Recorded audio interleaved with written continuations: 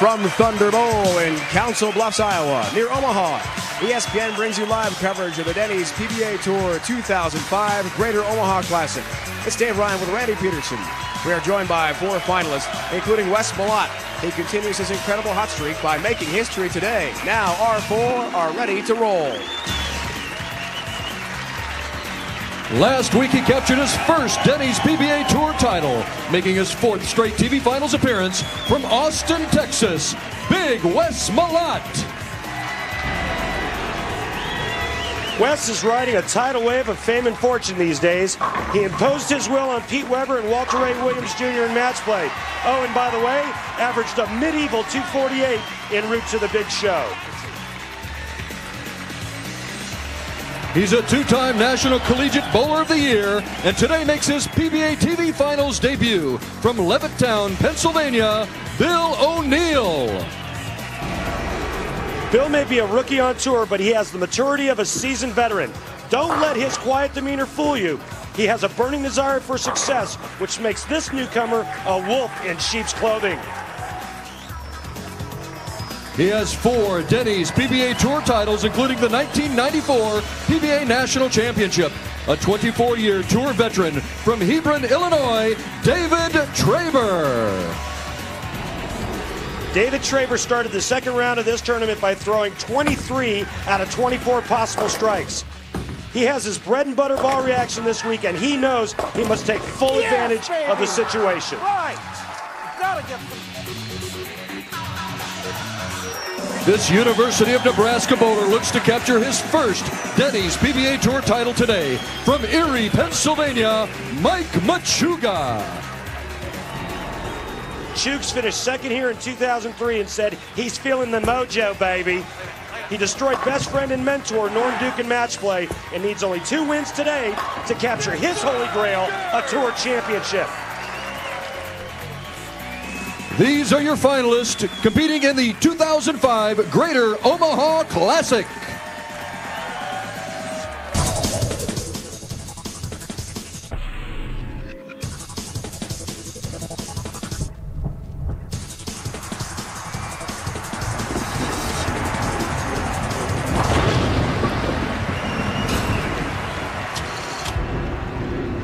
Welcome one and all to Greater Omaha, Council Bluffs, Iowa, where the PBA returns to the Hawkeye State for just the 7th time.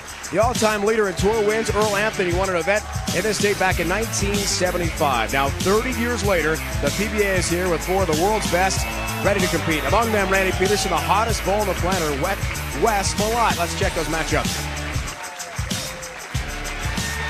In semifinal number 1, Wes Malott, red-hot Wes Malott, coming off of that win last week, takes on Bill O'Neill, who's bowling in his first ever telecast.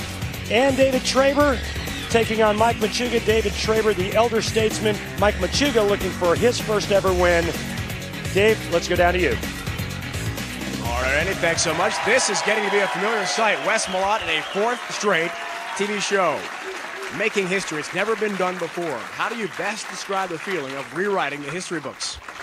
You know, Dave, I mean, this is just an unbelievable feeling, and, you know, I'm on this wave, and I'm just going to ride it as long as it goes. It's been fun to watch. Good luck to you. In contrast, Bill O'Neill's never made a PBA show until today. In the day and a half since you won your round of 8 match over Mike Devaney, how would you best describe the feeling of making that first show? This has been amazing. This is kind of a dream come true. The 3rd week out just to make the show, it's just unbelievable. Best of luck to you. Thank you. All right. Wes Malott, Bill O'Neill, Randy head-to-head on the chameleon pattern. It's 39 feet long. Yeah, David, quite honestly, this is one of the easiest patterns I've ever bowled on the PBA Tour. And when I can average almost 240, you know they got to be pretty soft. But basically, there was friction outside and then a very nice blend of oil this way. Basically, the players just decided how much they wanted to hook it. They could either go straight from out or they could feed it into that dry part of the lane. But the bottom line this week, pin carry, it was phenomenal. 12 perfect games this week. Easy to get to the pocket. When you got the right ball in your hand, you struck a lot. First ever TV shot here, Randy. Bill O'Neill, Levittown, Pennsylvania. What a start to his PBA career on television. That's the debut you can always remember. You're going to see a lot of that today. The bottom line, Dave, I think the general consensus between the players was in match play, first guy that misses loses. Lots of big numbers we saw a moment ago. What's going to be going through his mind? First ever TV show. Hottest bowler out here, Wes Malott. With a great start of his own. Leading us to our first of 3 Ace Hardware matchups, Randy. Yeah, it's a battle of David versus Goliath. We all know what Wes Malott has done the last 4 events. First time ever for Bill O'Neill. He has to somehow overcome the early nerves, get off to a quick start, put some pressure on Wes Malott. Who's in the pocket?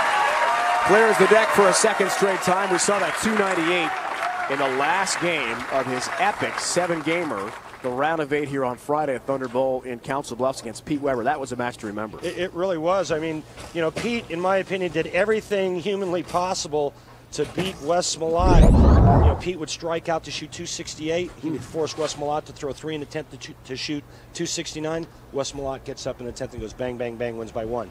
And that's how their entire match went up until the last game where he threw the front 11, left a blowout 7-10 for 298. And a great shot, all 10 down to the pit for Bill O'Neill. We saw 24 years old, the youngest player on the PBA Tour. As he makes his TV debut today. And look at who he defeated to get here. Well, an incredible run for Bill O'Neill. DJ Archer also made the tour trials for him in the round of 32. Eugene McCune and Mike Devaney. And Bill told us last night that after he played Devaney, bowled against him, Mike gave him some good advice. Wow. High flush strike. And Bill O'Neill's doing exactly what a first-timer needs to do on television, get off to a quick start. You know, one of the things that he has to his advantage bowling on this pattern today, the pattern's pretty soft, which means there's area on the lane come back either. to miss and still get your ball to the pocket. You don't have to get up there and try to fit it. And that'll help loosen up your swing early on. Resume for Wes Malott. How about who he knocked off to get here? Between Walter Ray Williams Jr. and PDW, Pete Weber, 71 career titles. Both Hall of Famers, and he also knocked off our Tony Reyes. Yeah, and let's not forget Tony Reyes, who made like 3 telecasts last year. He's definitely no slouch. But you're right, 2 Hall of Famers, Tony Reyes. I mean, that's a tough road. And you know what? None of this is phasing a guy like Wes Malott, who's on the kind of run that he's on. Had a 299 against Patrick Allen, we'll tell you about last week. First game of his Denver Magical run. And a split, the first possible open of our match after all those strikes on this chameleon pattern. What's the approach, Randy? Well, he's got to slide the 4 over into the 9. But see, here's the one thing that we saw this week. When the lanes did change and they did go through transition, this is what happened. You had to be aware of when those changes were going to happen and anticipate the lanes breaking down and move. And right now he's asking for tape, which buys him some extra time. Remember, we have 24-second shot clock where once the ball comes through the ball return, you have to get up and throw another shot. As you can see here, he's trying to get the ball to the left side of the 4-pin, slide it over into the 9. Good try. And right now, remember what I said earlier, first guy that misses loses. Well, that's the miss. We'll see if that turns out to be detrimental to Wes Malott's role to a second straight title. Now, Wes told us last night this is a key moment for him in a match. Mentally, he feels like he can anticipate making the move he needs to after an open frame. Had a washout last week, and he made the right adjustment. Can he do it today? Well, he's going to do it right now. Ooh,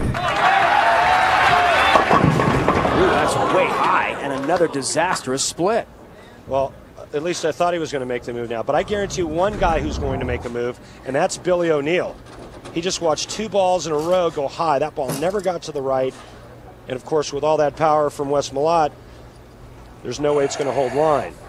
3, 7, 10 ready.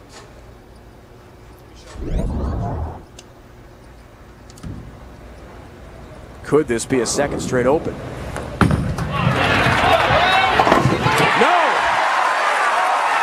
because Wes Malott picks that up. Tremendous conversion of a difficult split. Part of the advantages of being able to throw a big hook ball, number one, you've got a swing that dictates the ball going to the right, and number two, you've got all those revolutions to make it hook back. A lot tougher split conversion for a guy that throws it straighter.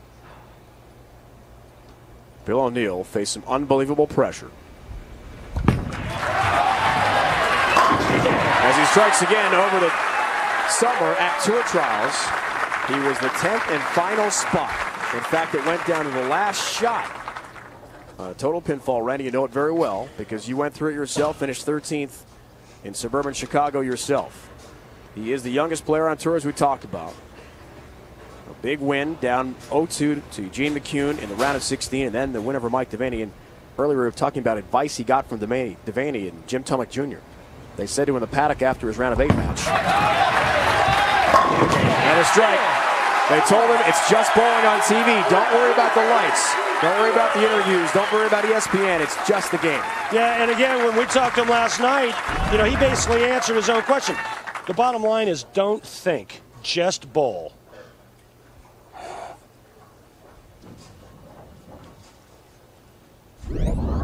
Wes Malott, with this unbelievable run, is the top-ranked bowler in the world. Second straight week. Rebounds nicely. 60 feet to success for Wes. But with back-to-back opens, can he rebound? As he gave O'Neill tremendous opportunity early in the match. This is a key point. He's got to stay clean. One of the things that players talk about week in and week out, whether it's qualifying, TV, match play, is transition. And that's when the lanes start to break down. Every time a bowling ball is thrown down the lane, it picks oil up off of the lane, and it causes the lanes to change. When you get caught up in transition, you do what Wes Malott did in the third and fourth.